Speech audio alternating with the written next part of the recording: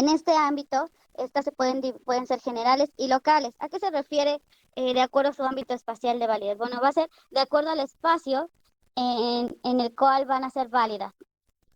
Por ejemplo, el Código Civil para el Estado Libre y Soberano de Puebla aplica únicamente para el espacio territorial de la jurisdicción de Puebla, del Estado de Puebla. El de Tlaxcala va a aplicar para el de Tlaxcala, ¿no? Y eso es en cuanto al ámbito local. Ahora, por ejemplo, tenemos las generales. ¿Qué tipo de ley les viene a la mente cuando les digo de generales? La Constitución. Muy Las bien. leyes federales. Exacto, muy bien, Eduardo. Exactamente. En cuanto al ámbito espacial de validez, vamos a encontrar que las generales son aquellas que van a aplicar en toda la extensión territorial de nuestro país, ¿no? O también vamos a encontrar las locales que van a aplicar a determinado estado. Por ejemplo, y como decían, la Constitución mexicana, la Constitución política de los Estados Unidos mexicanos aplica para todo el territorio mexicano. Sin embargo, cada estado tiene su propia constitución, ¿no? Y esa constitución va a aplicar únicamente para esa entidad federativa. Y ya de ahí, por ejemplo, también los ayuntamientos tienen sus leyes reglamentarias, ¿no? Ahí es un ámbito más local, ¿no? En cuanto a ley se refiere, por ejemplo, a nivel estatal, a nivel estado, por ejemplo, de Puebla, es en primer lugar la Constitución mexicana, la Constitución política de los Estados Unidos mexicanos, ¿no? A nivel federal, luego un poquito más local, a nivel estatal, sería la Constitución política del Estado Libre y Soberano de Puebla y muchísimo más local a nivel municipal, los reglamentos de cada ayuntamiento en el que nos desenvolvamos como ciudadanos. Muy bien, entonces quedamos que las generales van a ser de aplicación en toda la República y las locales van a ser de aplicación en los diversos estados federativos y municipales, ¿ok? Ahora, después del ámbito espacial de validez, vamos a encontrar la clasificación de las normas de acuerdo al ámbito temporal de validez. Estas se clasifican tomando en consideración el periodo o lapso de tiempo en que deben regir. Bueno, en este sentido, la norma va a ser de vigencia determinada y de vigencia indeterminada. ¿Qué entienden ustedes por vigencia determinada? Cierto lapso de tiempo que va a ser válida. Que se da en un tiempo específico. Ah, ok, muy bien. ¿Alguien más? Yo, que tiene fecha como de caducidad.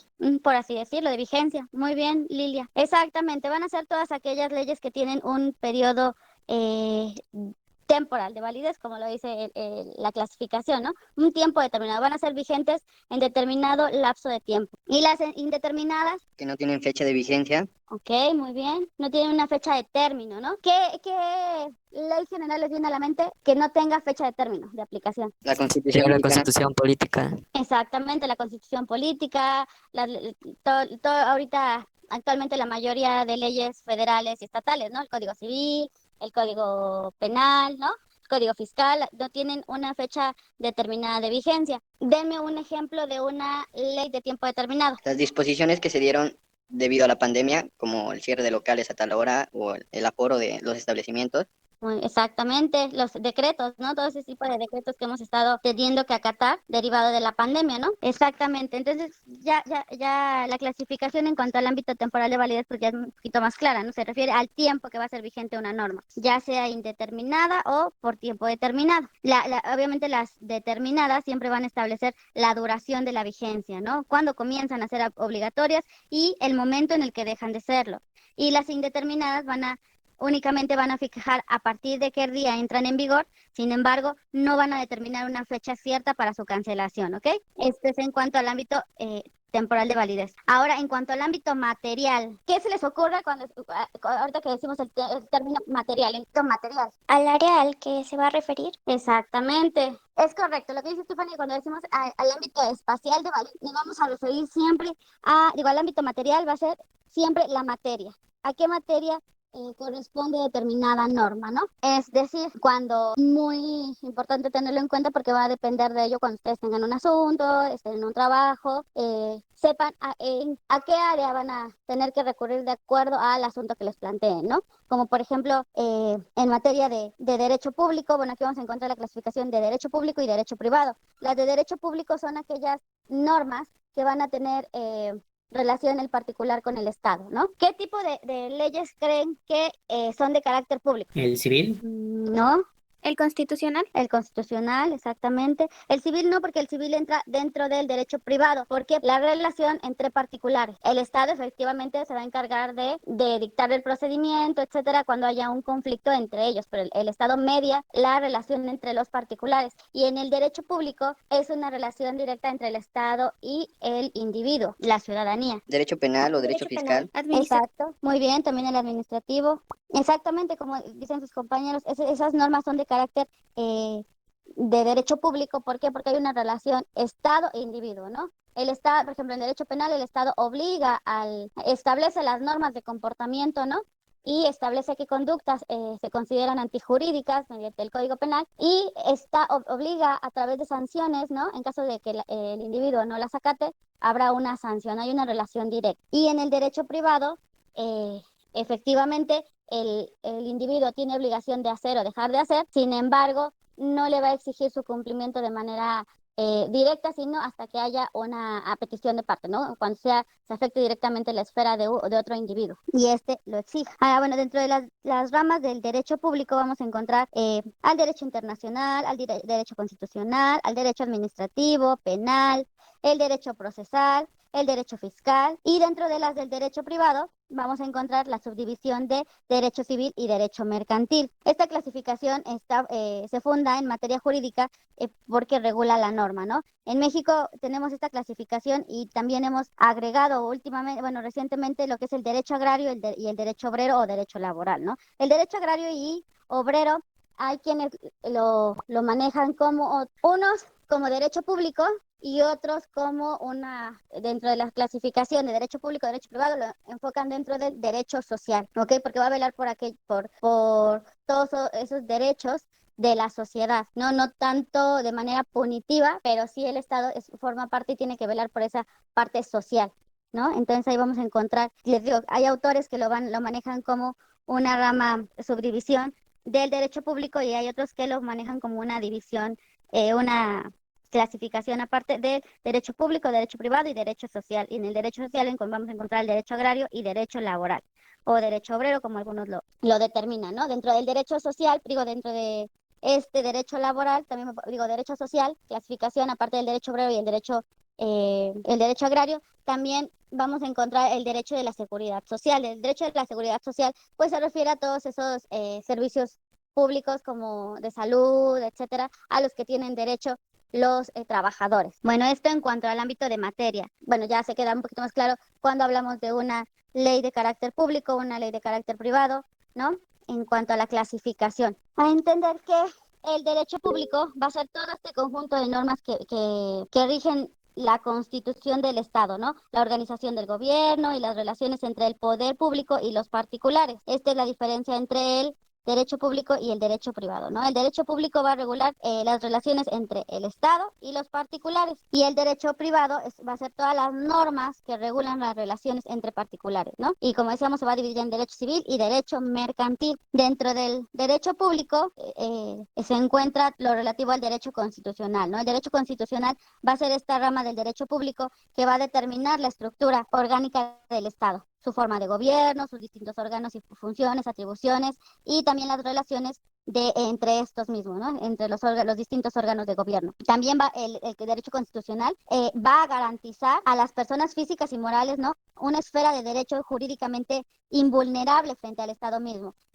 ¿A qué se refiere? Bueno, a todos los derechos humanos que se encuentran consagrados dentro de la Constitución, ¿no? Mediante los derechos públicos subjetivos, como decíamos, que son los derechos humanos, y las garantías individuales. Ahora bien, dentro del derecho público vamos a encontrar el derecho administrativo. El derecho administrativo es esta rama del derecho público que se encuentra constituido por un conjunto de estructuras, principios, doctrinales, y por todas aquellas normas que van a regular las actividades directas e indirectas de la administración pública, ¿no? Como por ejemplo el Poder Ejecutivo, ¿no? Regula su organización, funcionamiento, control de las cosas, control de los recursos públicos, sus relaciones con los particulares, los servicios públicos y demás actividades estatales en cuanto al derecho administrativo, ¿ok? Va a regular esta estructura de los diferentes órganos que integran el Estado. Dentro del derecho público, como mencionaban ustedes, encontramos al derecho penal, y el derecho penal es esta rama de derecho público interno relativa a los delitos, a las penas y a todas aquellas medidas de seguridad que tienen por objeto inmediato la creación y conservación del orden social. ¿Ok? El derecho penal va a tener como objetivo principal el orden social, ¿no? También otra subclasificación del derecho público es el derecho procesal.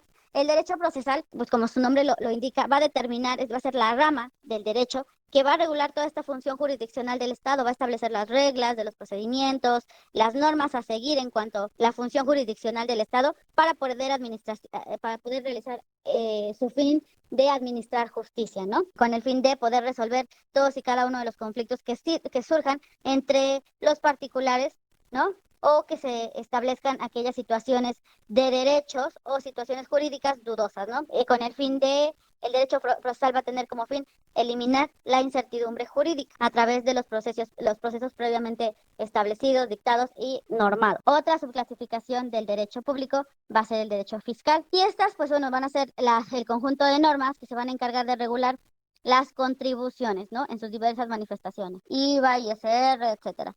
El derecho fiscal, ¿no? Se encarga de regular las contribuciones, punto. Y también vamos a encontrar el derecho aduanero.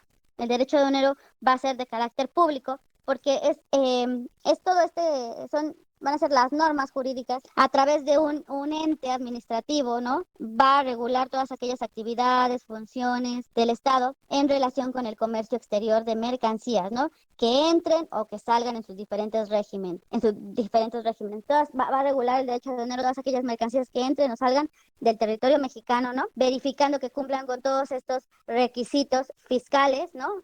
De pago, de derechos aduaneros, etcétera, y es de derecho público porque va a afectar siempre al erario, ¿no? Al erario público, todo el pago de estas compensaciones, impuestos, etcétera, de mercancías que entren o que salgan, van a afectar obviamente el ingreso o egreso del erario público. Por eso se considera una materia de derecho público, porque afecta directamente a la esfera pública. Ahora bien, estas son la subclasificación del derecho público, ¿ok? Podemos determinar que el derecho público se va a dividir en constitucional, administrativo, penal, procesal, fiscal, aduanero, ¿no? Estas son algunas de las subramas. Y vamos a encontrar ahora el derecho privado. En el derecho privado vamos a encontrar el derecho civil y mercantil. Decíamos que el derecho privado van a ser todas estas normas que se van a encargar de regular las relaciones entre los particulares. El derecho civil se va a encargar o tiene por objeto regular los atributos de las personas físicas y morales y de organizar jurídicamente a la familia y al patrimonio, ¿no?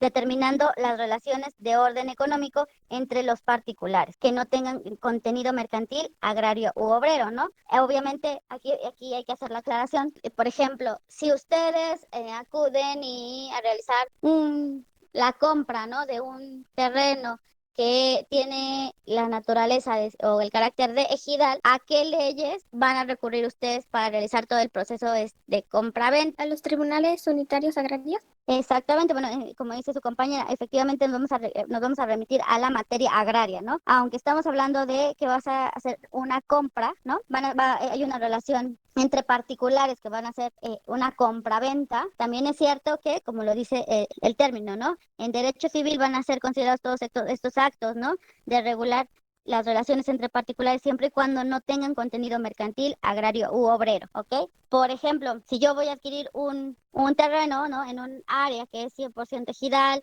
entonces me tengo que sujetar a las normas que se dictan en materia agraria, ¿ok? No puedo sujetarme al derecho civil, aplica una normatividad diferente, un procedimiento diferente. En cuanto también dice que no tengan naturaleza mercantil. En este caso es muy importante que ustedes distingan la diferencia entre derecho civil y mercantil, ya que muchas operaciones que se realizan en ocasiones tienen la investidura, ¿no? Pueden aparentar ser jurídicamente civiles, sin embargo, deben sujetarse a la materia mercantil, ¿no? Por ejemplo, un contrato la compraventa de bienes inmuebles en materia, déjeme recordar, espera, un ejemplo mercantil. Cuando dos empresas se asocian, ¿a qué materia deben de sujetarse?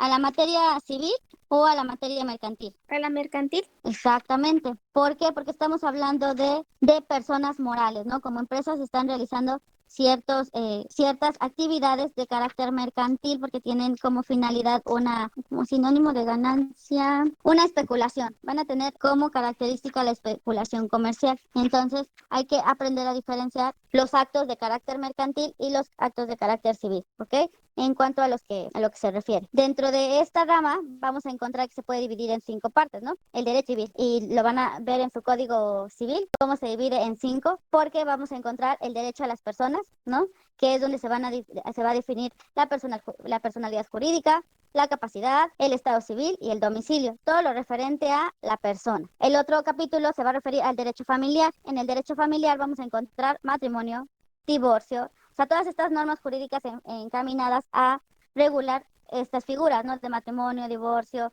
legitimación, adopción, patria potestad, tutela, curatela, etcétera. Todas estas normas que aplican en la esfera familiar. Asimismo, vamos a encontrar el capítulo referente al derecho de bienes, a los bienes, y aquí vamos a encontrar esta clasificación de bienes, y vamos a encontrar las normas que regulan la posesión, la propiedad, el usufructo, el uso, la habitación, las servidumbres, etcétera, ¿ok?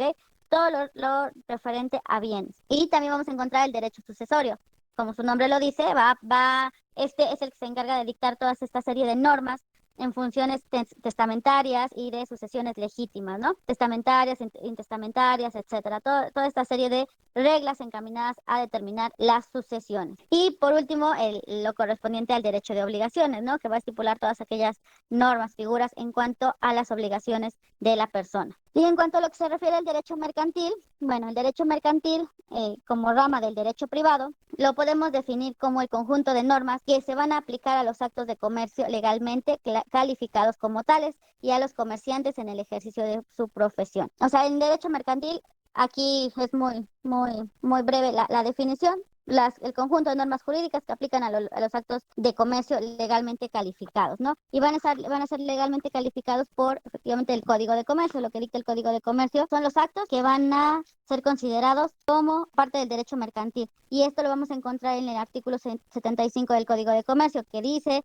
la ley reputa como actos de comercio, y dicta 24 fracciones, ¿no? 24 fracciones en donde dice cuáles serán considerados los actos de comercio, bueno, que la ley repute como actos de comercio. Y también vamos a encontrar en el artículo 76, nos va a decir cuáles nos van a ser considerados actos de comercio, ¿no? Cada fracción del artículo 75 va a determinar los actos de comercio, y el 76 qué actos no son considerados actos de comercio, ¿ok? Bueno, de esto les decía que hay quienes dentro de la rama del derecho público, la clasificación, encuentran también al derecho social, ¿no? Dentro del ámbito material de validez, además del derecho público y el derecho privado, consideran al derecho social. Y dentro del derecho social incorporan, ¿no?, la subdivisión de derecho del trabajo, derecho agrario, el derecho de la seguridad social. ¿Por qué? Bueno, el derecho social va a ser este conjunto de normas que tienen como objeto tutelar a las clases más desprotegidas, ¿no? Engloban al derecho del trabajo, derecho agrario y derecho de la seguridad social, ¿no?